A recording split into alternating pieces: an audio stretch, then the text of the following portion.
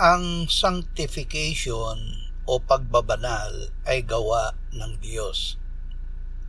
Hindi lamang ito pagpapatawad at paglilinis ng Diyos sa atin.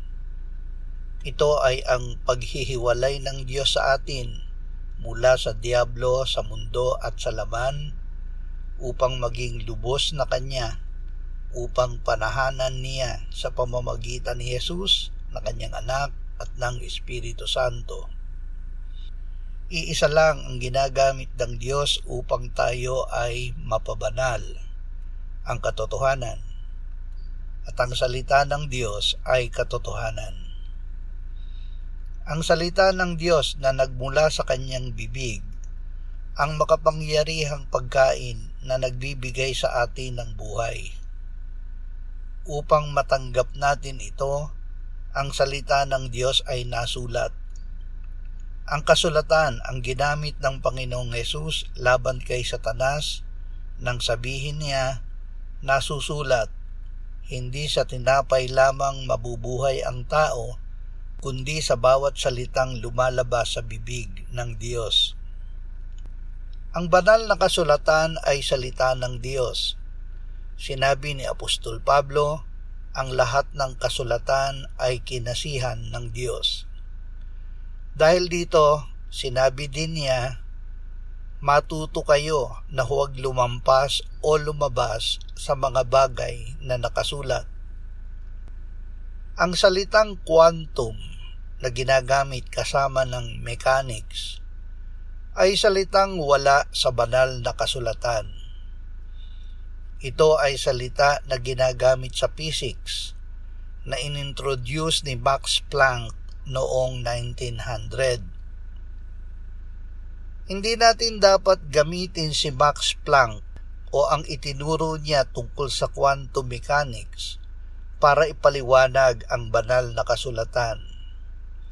Sinabi ng Panginoong Hesus, iisa ang inyong tagapagturo, ang Kristo. Ang Panginoong Hesus ang salita ng Diyos. Sa simula ay ang salita at ang salita ay kasama ng Diyos at ang salita ay Diyos. At naging tao ang salita at tumahang kasama namin. Ang salita ni Kristo ang lumilikha sa atin ng pananampalataya. Ang pananampalataya ay nanggagaling sa pakikinig at ang pakikinig ay sa pamamagitan ng salita ni Kristo.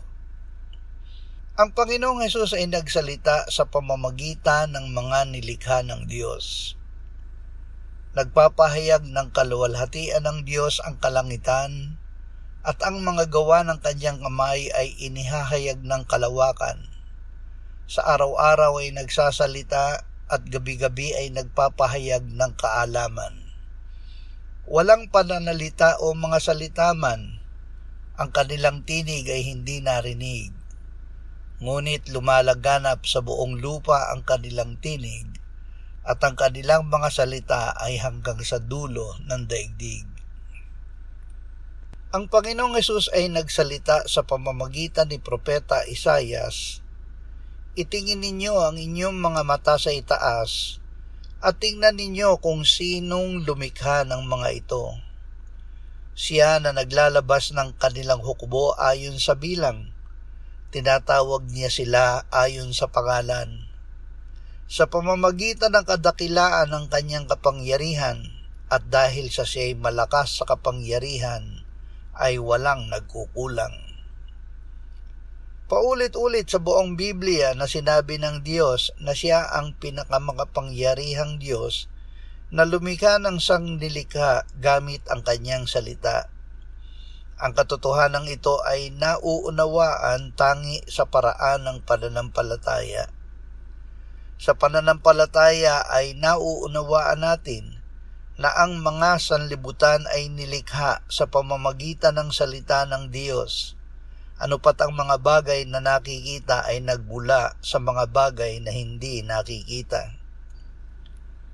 Sinabi ni Apostol Pablo, mula pa nang likhain ang sanlibutan, ang kanyang walang hanggang kapangyarihan at pagka-Diyos, bagaman hindi nakikita, ay nauunawaan at nakita sa pamamagitan ng mga bagay na kanyang ginawa. Ang katotohanan ito ay hindi isang aralin na pinag-aaralan at inilalagak sa isip o itinuturo sa paaralan. Ito ay katotohanan na kahit hindi kayang unawain ng isip ng tao, ay katotohanan na ipinamumuhay ng bawat tao. Ito ay dahil ang katotohanan ito ay wala dili iba, kundi ang Diyos na lumikha ng lahat ng bagay, ang Diyos na nagbibigay ng buhay sa atin, at sa Kanya tayo ay nabubuhay. Sapagkat sa Kanya tayo ay nabubuhay at kumikilos, at nasa Kanya ang ating pagkatao.